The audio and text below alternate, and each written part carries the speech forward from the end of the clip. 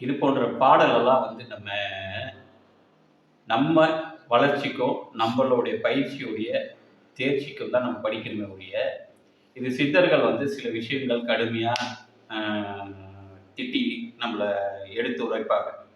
அவங்க திட்டுறாங்கன்னு சொல்லி நம்ம வருத்தப்படக்கூடாது. ஆனா, அவங்க சொல்ற விஷயத்துக்குள்ள எவ்வளோ ஆச்சரியங்கள் இருக்கு, எவ்வளோ ரகசியங்கள் இருக்குன்னு தான் நம்ம ஆராய்ஞ்சு பார்க்கணும். அதனால இது போல பாடல்கள்ல ஏன் அத நம்ம அப்படியே படிக்கிறோம்? இத நம்ம எடிட் பண்ணி கூட படிக்கலாம். அதாவது உங்களுக்கு சாதகமா கூட படிக்கலாம். ஒரு அன்பா கூட படிக்கலாம். எது வேணாலும் பண்ணலாம். ஆனா உள்ளத உள்ளபடி சொன்னா தான் அது ஞானத்துக்குரிய விஷயமா இருக்கும்.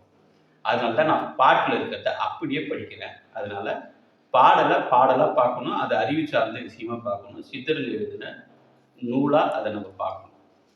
இது கொங்குண சித்தர் பாடின ஒரு பாடலு.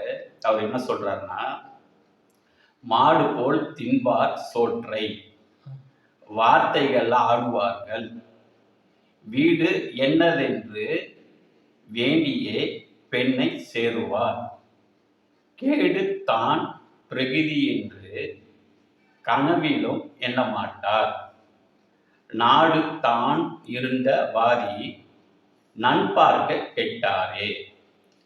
இதுல என்ன சொல்றாரு அப்படின்னு கேட்டா, நல்லா இஷ்டத்துக்கு சாப்பிட்டு வார்த்தை ஜாலங்கள் பண்ணிக்கிட்டு வீடு பெறணும்னு சொல்லி மற்ற பெண்களோட போய் இணைஞ்சி கேட நமக்கு தான் அப்படின்னு எண்ணாம ரொம்ப நாசமாயிடுவாங்க.